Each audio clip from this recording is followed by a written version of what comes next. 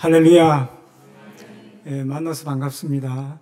저는 방금 소개해 준 대로 이희준 목사라고 합니다. 우리 남양주 충신교회 예전에 제가 한번 왔습니다. 저를 기억하신 분은 또 기억하실 수도 있을 겁니다. 오늘 저를 초대해 주신 우리 안성덕 목사님과 우리 성도님들께 감사의 말씀을 드립니다. 이 시간 보혜사 성령님께서 우리 가운데 임재해 주셔서 여러분에게 놀라운 은혜를 주실 줄로 믿습니다. 할렐루야. 제가 작년 12월 30일에 질그릇 속에 담긴 은혜라는 책을 출간했습니다. 이 속에 제 53년의 인생이 담겨 있는데 제가 인생을 돌아보면서 10가지 감사를 해봤습니다. 첫 번째는 5번 피를 토하면서 죽었을 목숨을 살려주심을 감사합니다. 연약한 몸으로 지혜 주셔서 연세대학교와 또 대학원, 또 미국 유학까지 하게 하심을 감사합니다. 이 불치병을 가진 나에게 아무도 시집 오려고 하지 않을 텐데 하나님의 은혜로 결혼하게 하심을 감사합니다. 혹시 여러분들 결혼 안 하신 분들 있어요? 걱정하지 마세요. 저 불치병을 가진 저도 결혼했습니다. 결혼한 것도 감사한데 하나님이 3명의 자식까지 주셔서 키울 수 있는 모든 환경을 주심을 감사합니다. 이스라엘 백성을 광야에서 만나와 메추라기로 먹이셨듯이 그동안 모든 필요한 것을 채워주심을 감사합니다.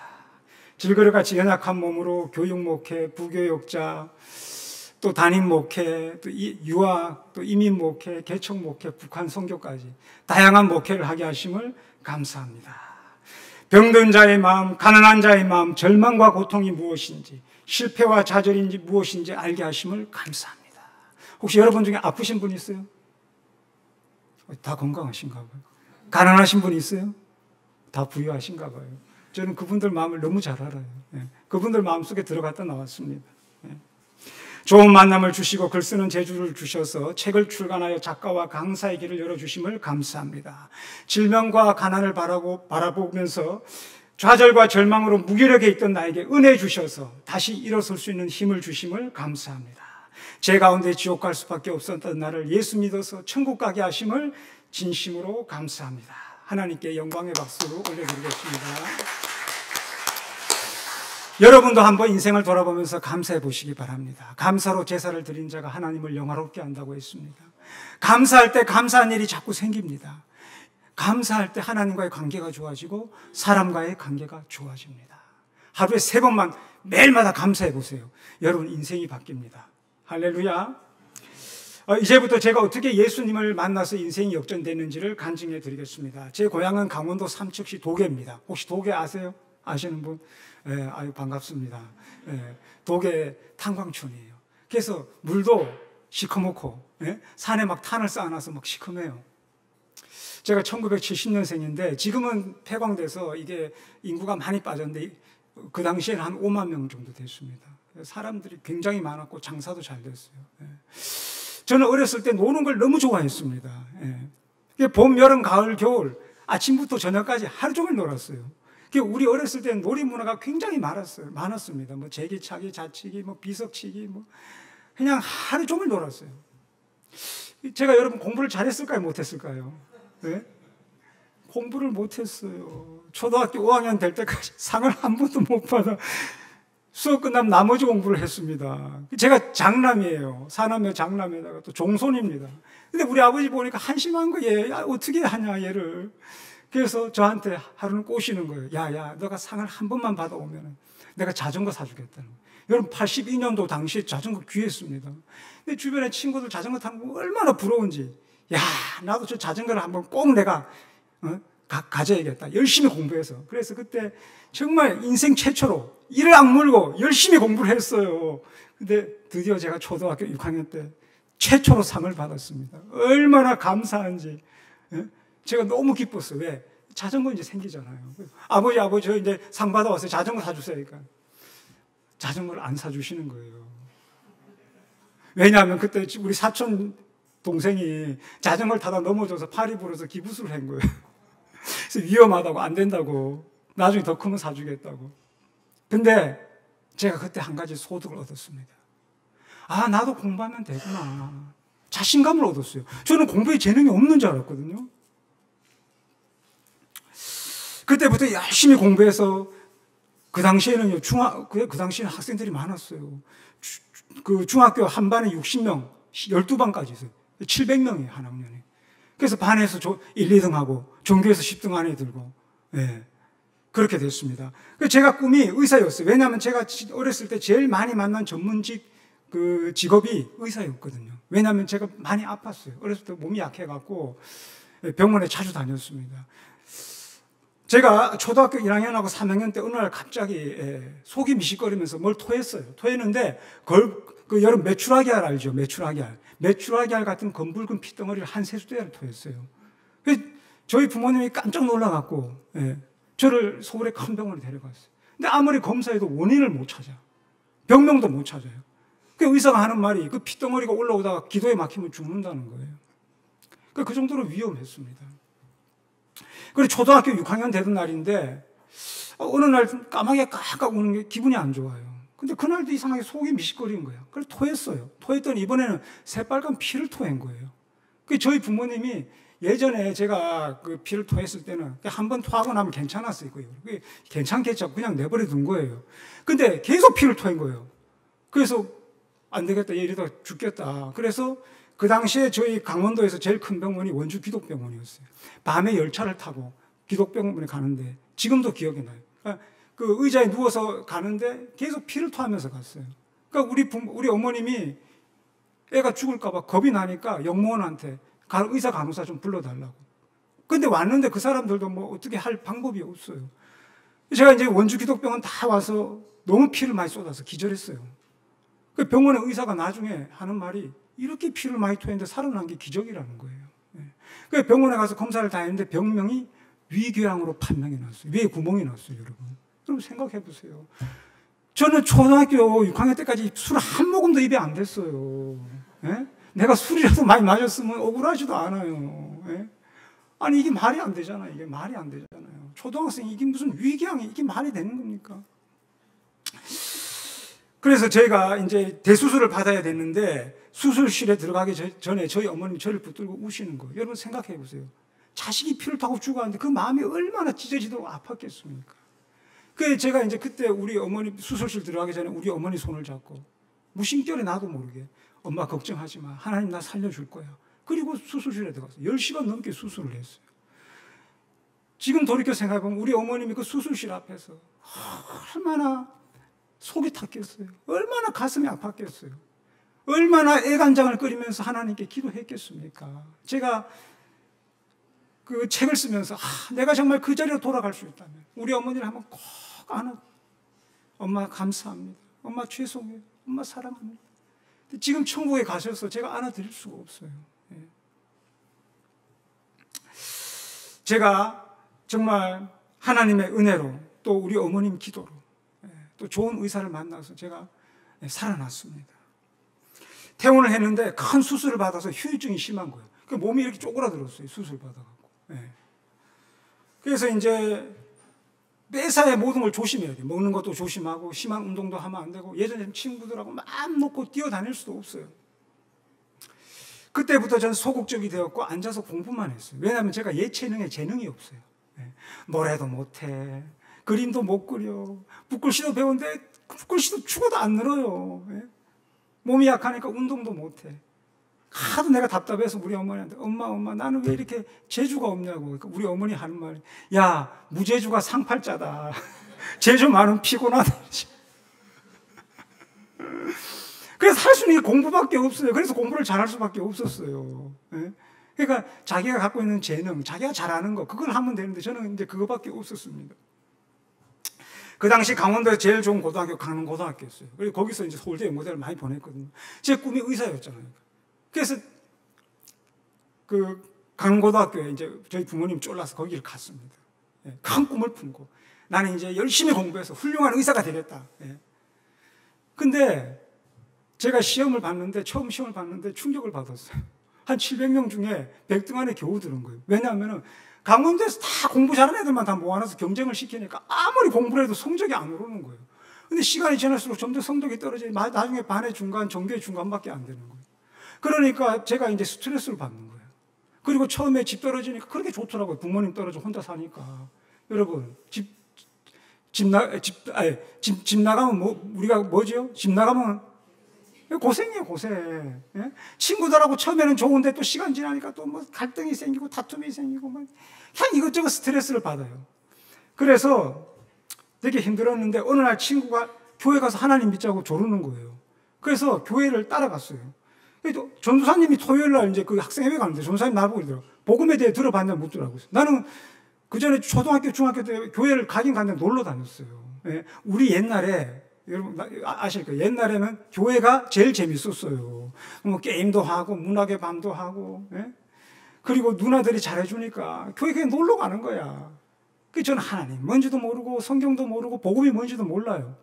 근데 복음에 대해서 들어봤냐? 난 복음은 뭔지 모른다 했더니 복음에 대해서 설명을 해주는 거예요. 하나님이 우주 만물을 창조하시고 인간을 만들어서 에덴 동산에 두셨는데 그 동산 중앙에 선악과를 만들어 놓고 따먹으면 너희가 죽는다 그랬단 말이에요. 근데 이 아담과 하와가 사탄의 유혹을 받아서 선악과를 따먹어서 하나님께 범죄를 했어요.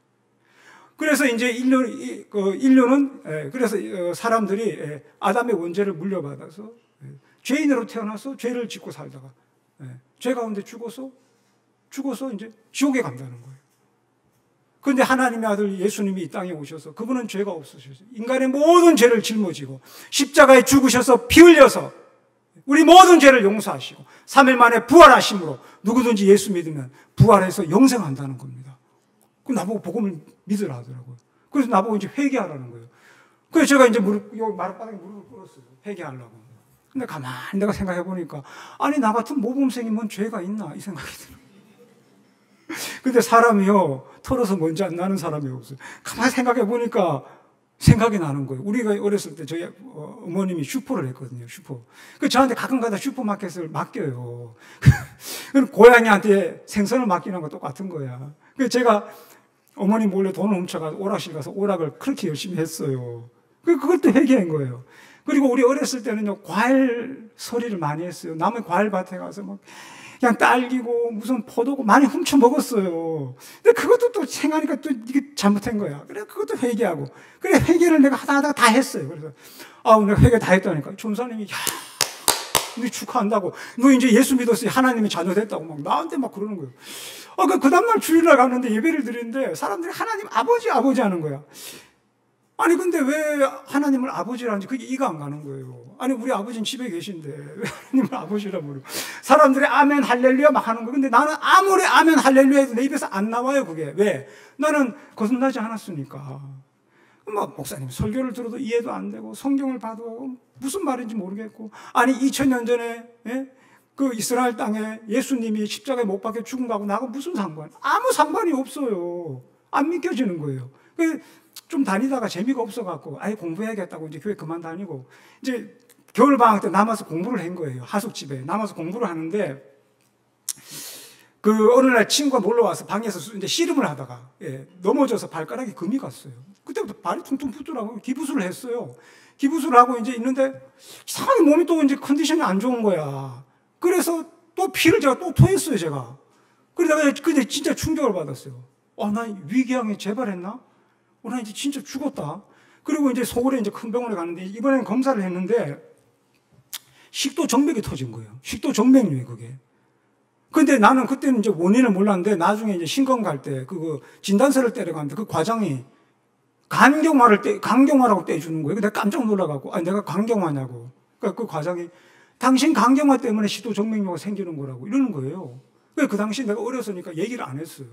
어찌됐든 간에 제가 식도에 정맥이 이제 이게 출혈이 나는데 그 당시에는 이게 86년도라 해서 지금 의학이 의학 수준이 낮았어요, 그때가. 의료 수준이. 근데 이건 내시경으로 이건 이제 치료를 해야 되는데 내시경 도입된 지가 오래 안 됐습니다. 그래서 다행히 저는 이제 그 분야의 최고 전문가 선생님 만났는데 어떻게 치료하냐면 내시경 여러분 다 받아보셨죠? 받아보고 싶어요? 옛날에는요, 지금 호수 구멍이나 짝지, 지금 옛날에 이래도 굵었어요. 무슨 수면, 그런 것도 없어요. 그냥 무조건 막 집어넣어요. 집어넣어갖고. 그리고 출혈이 있을 때는 절대 수면 안 해요. 지금도 마찬가지예요. 그 내시경을 집어넣어서 이제 그 약품을 투입해서 지금 피가 막 나오잖아요. 거기다가 약품을 투입해서 응고를 시켜야 돼.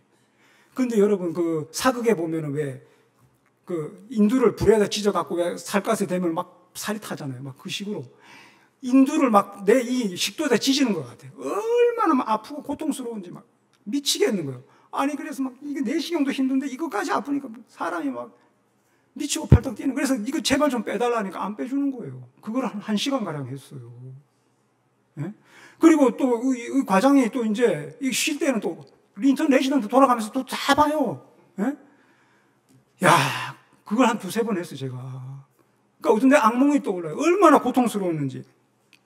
근데 정말 제가 시술이 성공적으로 끝났어요. 굉장히 위험한 시술인데 정말 제가 하나님이 저를 살려줬다고 믿습니다. 제가 병원에 이번에 침대에 누워 있으면서 인생의 회의가 들었어요. 아니 나는 평생 담배도 한번 입에 안 대보고 술도 한번 안 마셨는데 왜 내 위는 구멍이 나고 왜 나는 또 피를 토하면 죽어가야 되는가. 나를 낳아주신 부모님도 세상도 모든 것이 원망스럽고 싫었어요. 운동장에 뛰어노는 애들이 그렇게 부러운 거야. 마음의 빛이 사라지고 어둠만이 가득했습니다.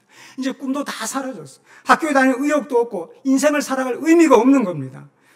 그래서 제가 이제 강릉고등학교를 자퇴를 했어요. 어머니하고 도계 가는데 어머님이 택시 안에서 우는 거예요. 왜 우리 아들은 이 고통을 당하고 왜 이 좋은 학교를 그만둬야 되나. 제가 도계에 내려와서 나는 부모님께 그래요. 학교 안 다니겠다. 나는 이제 삶의 의미가 없다. 내 인생은 이제 끝났다.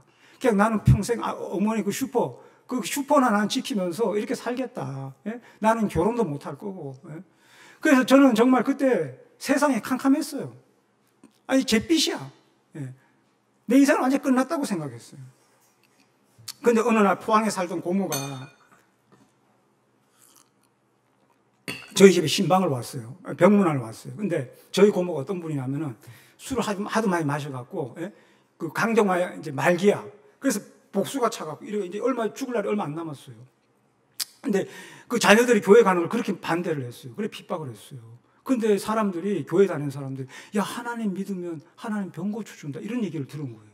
그래 살고 싶으니까 차마 낮에는 교회 못 가고 밤에 새벽에 몰래 저 맨 뒤에 그 구석에 앉아갖고 찬송 부르고 말씀 듣고 기도하다가 성령의 불이 임해갖고 병이 싹 나와버렸어요. 할렐루야. 그래갖고 우리 고모가 완전히 예수에 미쳐버렸어요. 그러니까 우리 친척들한테 소문이 다 나버렸어요. 야, 네 고모가 미쳤다더라. 여러분, 미칠만 하잖아요. 그 정도 되면요. 초등학교도 못 나온 분이 성경을 창세기부터 계시록까지 줄줄 읽어요. 그냥 입만 열면 말씀이 막 나와, 그냥. 찬송과 기도를 쉬지도 않고, 막 그냥 다니는 사람마다 전도하고, 우리 친척들한테 전도하고, 우리 친척들이 다 도망가요, 그냥. 밤에 주무실 때도 그냥 안 주무셔. 그냥, 아멘, 할렐루야, 아버지. 우리 친척들이 옆에서 안 잘라 그래, 시끄러워. 그 정도는 열심이었어요. 극성이었어요. 저한테 와갖고 희준아 니도 예수 믿어라. 그럼 나처럼 병 고침 받고 나처럼 변화된 인생 살 수 있다. 자꾸 얘기하시는데 나도 뭔가 붙들고 싶더라고요. 그래서 우리 고모 따라 그 다음날 새벽에 집 옆에 있는 교회로 갔어요. 새벽 기도로 갔어요. 그래서 이제 예배를 드리고 이제 딱 무릎 꿇고 기도를 하는데 고등학교 1학년 때 들었던 복음이 생각나는 거예요. 그때는 무슨 의미인지 하나도 몰랐는데 내가 죄인이구나. 나 때문에 예수님이 피 흘려 죽었구나. 그게 깨달아지는 거예요. 그래서 이제 저희 고모가 가고 나서 저는 그다음부터 매일마다 저 혼자서 새벽 기도를 혼자 나온 거예요. 근데 이제 말씀을 듣고 찬양을 부르고 그러면서 시간이 지나면서 나도 모르게 이제 그 말씀과 찬송과 복음성과 가사가 다 내 얘기 같아. 다 내 마음에 막 부딪혀 오는 거예요. 전부여 의지 없어서 손 들고 옵니다. 주 나를 외면하시면 나 어디 가리까. 세상에서 방황할 때 나 주님을 몰랐네. 병든 몸과 상한 마음 위로받지 못했다. 눈물이 막 피우듯이 쏟아지는 거예요. 하나님 앞에 통곡을 하고 회개를 하고 하나님 나 같은 죄인 살려주셔서 감사합니다. 나 같은 죄인 구원해 주셔서 감사합니다. 하나님 아버지, 제가 성경책을 읽어도 예전엔 재미도 없었는데 무슨 뜻인지도 몰랐는데 이제 그 내용이 깨달아지고 믿어지기 시작했습니다. 정말 얼마나 말씀이 재미있는데 꿀송이 같다는 것이 그것이 실감이 났어요. 그러면서 내 마음의 어둠이 걷히고 희망의 빛이 비치기 시작했습니다. 어느 순간 전 그리스도인이 되어 있었습니다. 물과 성령으로 거듭난 새 사람이 되었습니다. 절망과 원망과 어둠은 물러가고 희망과 꿈이 내 마음속에 잉태되기 시작했습니다. 하나님이 나를 도와주시면 무엇이든지 할 수 있다는 자신감과 믿음이 생겼습니다. 예전에는요, 세상이 너무 커 보였어요. 나라는 인생은 나는 정말 먼지밭도 못한 정말 아주 자존감과 자신감이 바닥을 쳤어요. 그런데 하나님을 믿고 나니까 정말 자신감과 자존감이 차오르는 거예요. 그리고 이 세상이 내 손안에 잡히는 것 같아요. 하나님이 너무너무 위대해 보이고 너무너무 커 보이고 그 하나님이 날 도와주신다는데 그 하나님 나와 함께 하신다는데 내가 무엇을 두려워하겠는가. 세상을 나가는데 천지가 막 환하게 웃는 것 같고 막 산천초목이 막 춤을 추는 것 같고 너무 기뻐서 막 춤을 추고 막 난리가 났습니다. 질병과 고난도 나를 구원하기 위한 수단이었다는 것을 깨닫고 나니 모든 것이 감사했어요. 여러분, 밭에 감춘 부활을 발견하고 난 천국을 발견하고 나서 너무나 기뻤어요. 야, 예수님 안에 천국이 있었구나. 예수님 안에 진정한 행복이 있었구나. 내가 이걸 모르고 헤맸구나. 내가 이걸 모르고 방황했구나. 항상 기뻐하고 쉬지 말고 기도하고 범사에 감사. 이게 자동으로 이루어지는 거예요. 나쁜 것은 요만큼도 생각하기도 싫고요. 어떻게 하면 내가 하나님을 기쁘시게 할까? 바깥에 사람들 보니까 너무나 불쌍한 거야. 저 지옥 가는 영혼들. 그리고 예전에 미워했던 사람들도 사랑스러워 보이기 시작하고 마침내 저는 새 사람이 되었습니다. 할렐루야. 그런 정도거든지 그리스도 안에 있으면 새로운 피조물이라 이전 것은 지나갔으니 보라 새 것이 되었도다. 여러분, 코로나 끝나고 사람들 얼마나 힘든 사람 많습니까? 이럴 때가 가장 전도하기 좋은 때예요. 여러분, 옆 주변에 잘 나가는 사람이요, 그 사람들 예수 안 믿어요. 저같이 병들고 이런 사람들한테 전도하세요. 아멘? 네. 예수 믿고 나서 저의 삶이 180도로 바뀌었어요. 부모님과 주변 사람이 깜짝 놀라는 거예요. 하루아침에 사람이 바뀌어버리니까. 제가 부모님께 얘기했어요. 그동안 저는 부모님 원망하고 불평했던 거 내가 잘못했다. 용서해달라. 내가 이제 새 사람이 됐다. 나 이제 열심히 학교 가서 공부해서 훌륭한 사람 되겠다. 그리고 제가 도계고등학교로 갔어요. 네? 제가 그 학교를 왜 그래 가기 싫었냐. 저는요, 매일마다 액션 영화, 액션 드라마를요, 라이브로 봤어요. 그게 뭔 말인지 이해를 못해요. 지금 학교 폭력은 옛날 아무것도 아니에요. 밤에 다닐 수가 없어요. 그냥 잘못 걸리면 막 두드려 맞고 돈 다 뺏기고 막. 그런데 내가 그 학교로 가고 싶겠냐고요. 근데 내가 은혜 받고 나니까 그런 것이 아무 문제가 안 돼. 그래서 그 학교를 갔어요. 그래서 이제 학교 다니면서 저는 새벽 기도, 주일 예배, 부흥회 열심히 참석했어요. 부흥회 때 강사님이 전해주신 말씀이 얼마나 은혜스러운지 막 심령에 막 성령이 우리 막 타오르는 거예요. 그래서 제가 신앙이 더욱 뜨거워졌고 막 주변 사람들에게 복음을 전하고 우리 집은 당시 우리 어머니만 교회 다니고 우리 아버지하고 우리 동생들 안 다녔어요. 근데 나중에 다 예수 믿게 됐습니다. 할렐루야. 제가 동생이 3명 있었는데 바로 제가 밑에 연년생인데 사이가 안 좋았어요. 아주 원수야, 원수. 여러분, 연년생 사이가 안 좋잖아요. 맞잖아요? 네? 이유가 있어요. 왜냐하면 걔는 우리 사남매 중에 제일 건강해. 그러니까 나보다 그 당시에 키가 더 크고 등치가 더 좋은 거예요. 그러니까 동네 사람들이 보면 걔 보고 누나라고 나보고 동생이라 하는 거예요. 여러분, 사춘기 때 얼마나 예민합니까? 그런 얘기 듣기 싫은 거예요. 그리고 얘가 나를 어떻게든지 이겨먹으려고 그러고 나한테 그냥 사사건건 나를 그냥 이겨먹으려고 그런 거예요. 그래서 화가 나서 막 주먹으로 얼굴도 막 때리고 막 그렇게 원수야, 원수가 따로 없어요. 네? 그렇게 싸웠어요. 그러니까 얘가 나를 그렇게 미워했어요. 근데 예수 믿고 성령 받고 변화되니까 내 마음에 미움이 사라지고 하나님의 사랑만이 충만히 임했습니다. 그 여동생이요, 그렇게 사랑스러워 보이는 거예요. 여러분, 이건 사람이 할 수 없는 거예요. 그러니까 하나님의 역사입니다. 하나님의 기적입니다. 그래서 제가 그때부터 우리 여동생한테 잘해줬어요. 막 친절하게 해주고 말도 따뜻하게 하고 심지어 신발 사러 가는데 그거 쫓아가서 신발도 골라줬어요. 그러니까 우리 여동생 친구들이 야, 니네 오빠 참 자상하다 하면서 나한테 관심을 보이더라고요. 그러다 어느 날 우리 여동생이 나한테 찾아왔어요. 나한테 이렇게 고백하는 거예요. 오빠가 너무 많이 변화돼서 나 오빠 옛날 모습이 기억이 안 난다. 오빠 나한테 왜 이렇게 잘해주냐. 나 감동받았다. 우는 거예요. 오빠가 믿는 예수 나도 믿겠다. 나도 교회 가겠다. 할렐루야. 여러분, 가족 전도가 제일 힘들잖아요. 근데 내가 변화되니까 가족이 예수 믿는 거예요. 여러분, 원수를 사랑하면 어떤 일이 벌어지는지 압니까? 원수를 사랑하면 원수가 변해 친구가 되고, 원수가 예수 믿고 교회에 나오는 역사가 일어납니다. 할렐루야. 여러분, 근데 원수를 내 힘으로 사랑 못해요. 성령 받으셔야 됩니다. 은혜 받으셔야 됩니다. 아멘. 제가 예수 믿고 성령 받으니까 공부가 잘 돼요. 왜? 당연하죠. 마음에 기쁘고 편하고 스트레스가 사라지니까 머리가 맑아지고 집중이 잘 되는 겁니다. 고등학교 2학년 때 제가 전학했는데 담임선생님이 저보고 이런 거예요. 너가 강남고등학교 때 공부를 못해서 아무리 공부를 열심히 해도 내신 1등급이 안 된대요. 그래서 제가 포기했어요. 그냥 2등급 받자. 그 당시 학교 수업이 끝나면 밤 10시까지 야간 자율학습을 했잖아요. 옛날에 다 했죠. 예. 그래서 제가 부흥회 기간에 저는 이제 교회를 가야 되잖아요. 그 선생님한테 나 그 교회 가야 된다고 야간 자율학습 빼달라고 하니까 선생님이 안 믿는 분이에요. 그러니까 저한테 이러더라고요.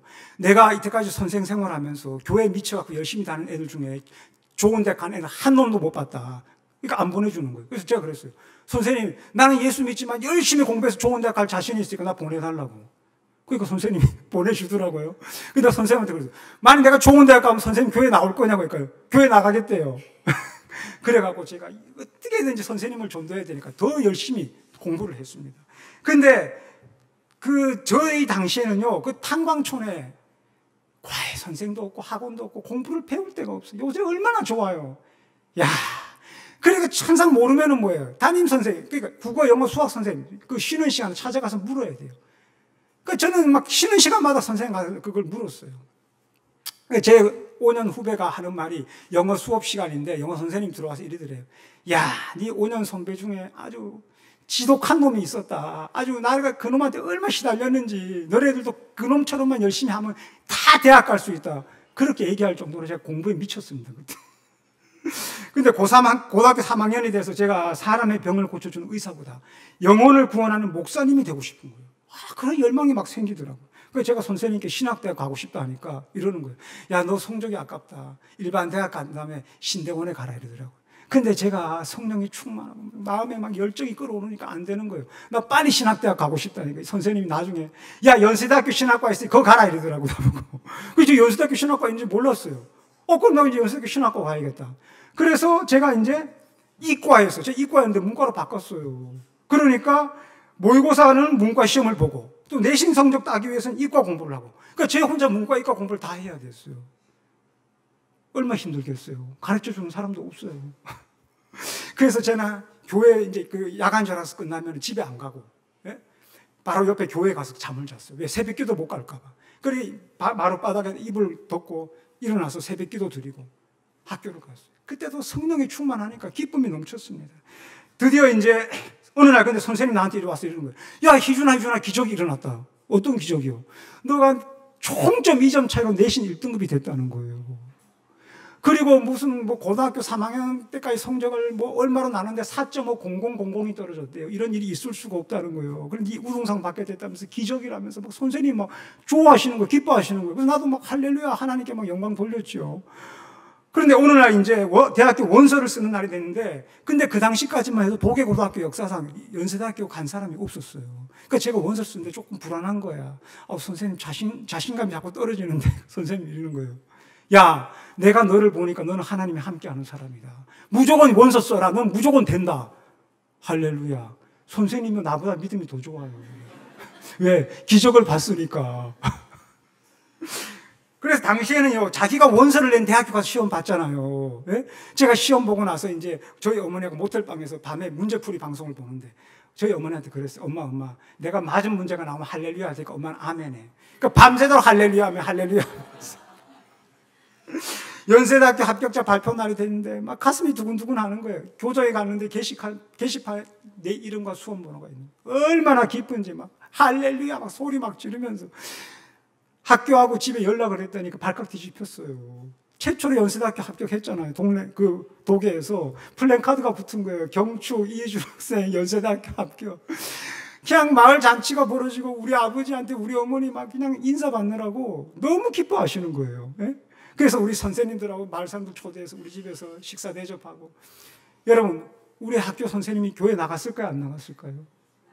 당연히 담임선생 교회 나갔지요. 안 나갈 수가 없지. 나하고 약속을 했는데. 우리 아버지 교회 나갔을까요? 안 나갔을까요?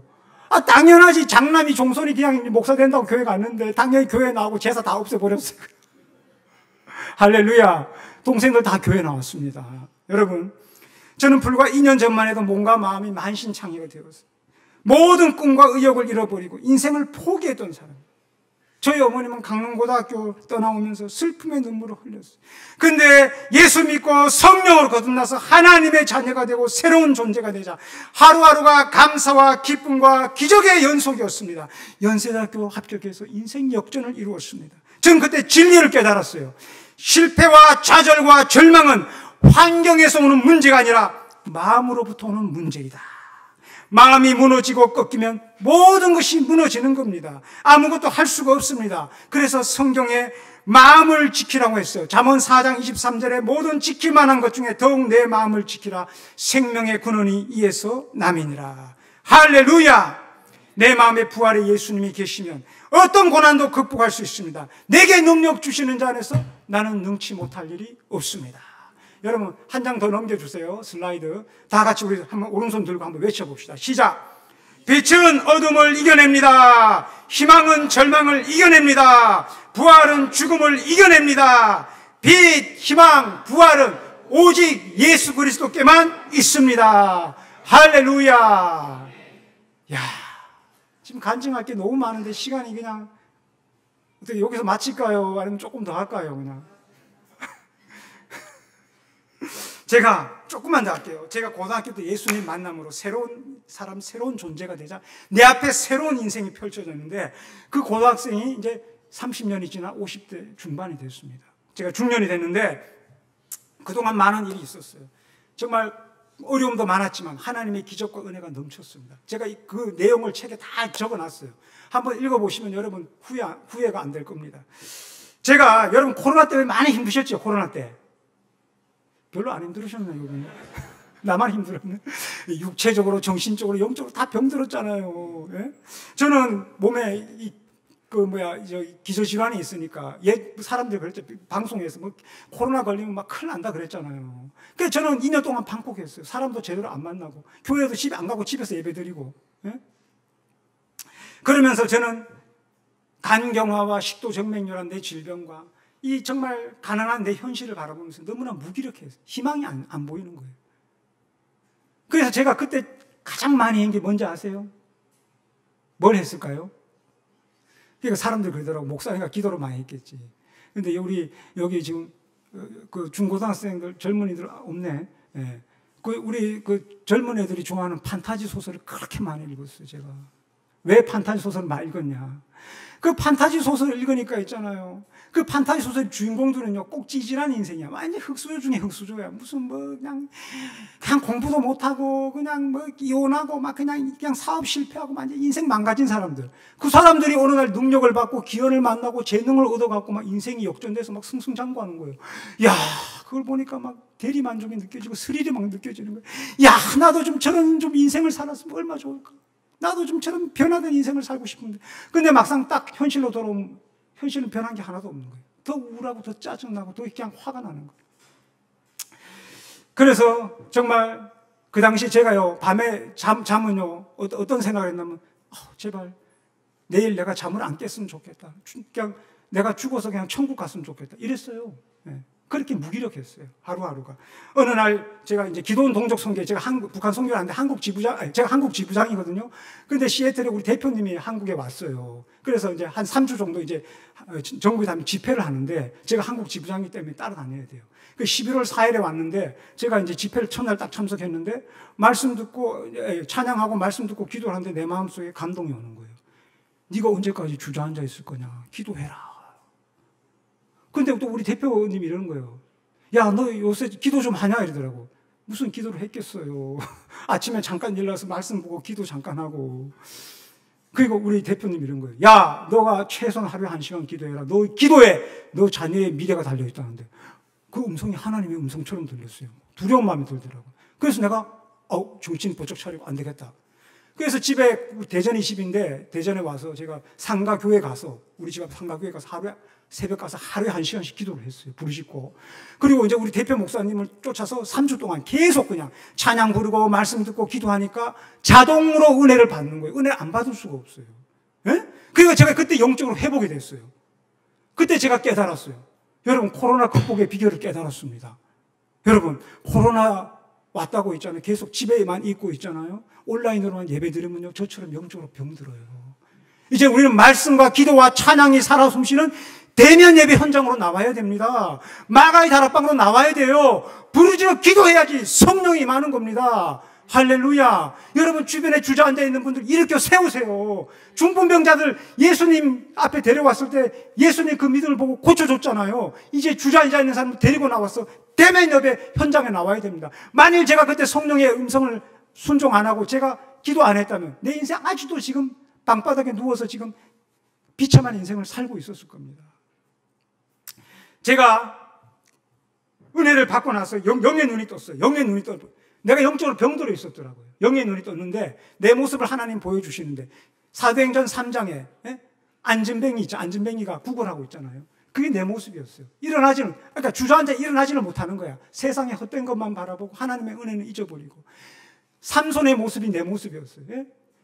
눈 빠지고, 그러니까 영의 눈이 멀어버리고, 머리 잘리고, 믿음 다 까먹고, 가난과 질병이란 쇠사슬에 묶여서 무기력해. 아무것도 못하게 무기력해 있는.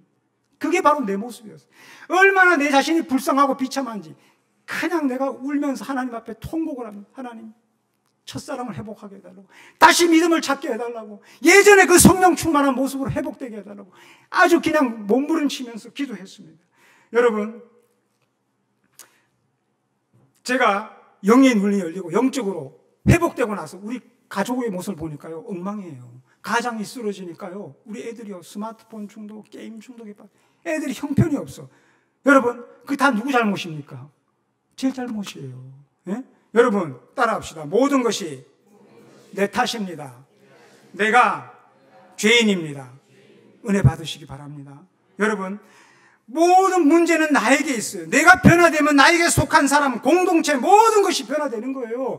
내가 회복되면 내 주변의 모든 것이 회복되는 것입니다. 여러분, 이 진리를 깨닫기 바랍니다. 환경 바꾸고 다른 사람 바꾸려고 하지 마시고 내 자신이 변화돼요. 내 자신이 바꾸면요, 모든 것이 바뀌는 것입니다. 할렐루야. 여러분, 영의 눈을 뜨시기 바랍니다. 딴 사람 눈에 그 티를 보려고 하지 마시고, 예? 내 눈에 먼저 영의 눈을 떠서 내 자신의 모습을 봐야 됩니다. 제가 은혜 받고 나서요, 제 정체성이 바뀌었어요. 정체성. 예전에 제 정체성은 나는 가난한 자, 흙수저, 병든 자, 예? 무기력한 자, 아무것도 할 수 없는 자. 우리 아내가 하도 답답해서 나보고, 여보 좀 뭐라도 좀 해봐. 난 가난해. 난 아파. 난 아무것도 못해. 계속 현실적인 얘기만 하는 거예요. 근데 제 정체성이 바뀌었어요. 나는 우주 만물을 창조하신 전지전능하신 하나님의 존귀한 자녀다. 나는 하나님의 택한 종이다. 내게 능력 주시는 자에서 내가 모든 것을 할 수 있다. 하나님이 날 도와주시는데 뭐가 두렵냐? 에? 강하고 담대하라. 그러면서 자신감과 자존감이 충만해졌어요. 하나님 나에게 감동을 주는 거예요. 너가 이제 받은 내가 베풀어준 은혜를 책으로 써서 간증해라. 그래서 제가 이제 책을 예전에 써놓은 게 있어갖고 그거를 이제 출판사 계약을 했어요. 처음에 내가 1000권을 계약했는데 안 되겠어. 기도하는데 더 찍어야 될 것 같아. 그래서 2000권을 내가 계약을 해요. 찍어달라니까. 이 출판사 사장이 깜짝 놀라는 거예요. 목사님, 사람들이 무슨 책을 안 읽어요. 300권도 팔기 힘들어요. 어떻게 하려고 그래요? 나는 믿음이 생겨요. 2000권 찍으세요. 했더니까 이 사람이 560만 원 달래요. 나 돈이 하나도 없어. 네? 그전 같았으면 난 돈이 없어. 믿음이 충만하니까 그런 게 걱정이 안 되는 거야. 하나님 채워주십시오 하니까 후원자를 붙여줘서 다 채워줬습니다. 예? 그리고 그때부터 제가 이제 책을 쓰고 매주마다 이제 간증 집회를 다녔어요.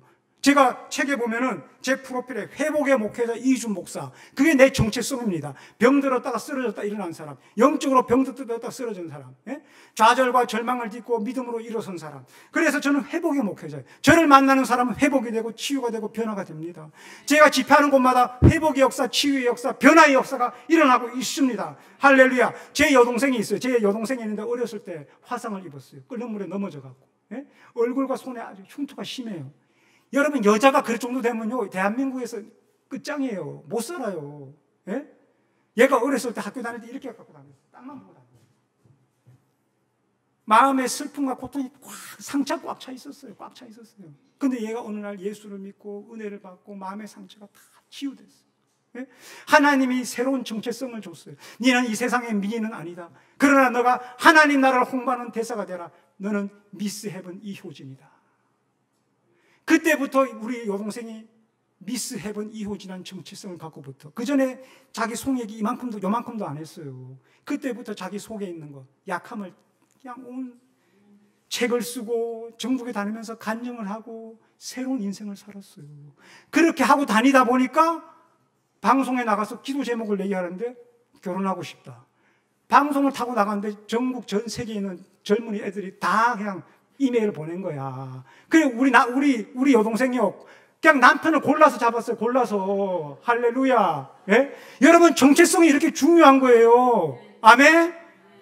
여러분, 사울이 바울로 바뀌고, 아브라함이 아브라함으로 바뀌고, 야곱이 이스라엘로 바뀌고, 사울이 바울로 바뀌자 놀라운 역사가 일어났습니다. 정체성이 중요한 거예요. 여러분, 정체성을 찾으시기 바랍니다. 여러분, 정체성대로 살아가는 거예요. 할렐루야. 예. 여러분, 잠시 우리 이 시간, 사모님 반주 좀 해주시고, 우리 오늘 주신 말씀 붙들고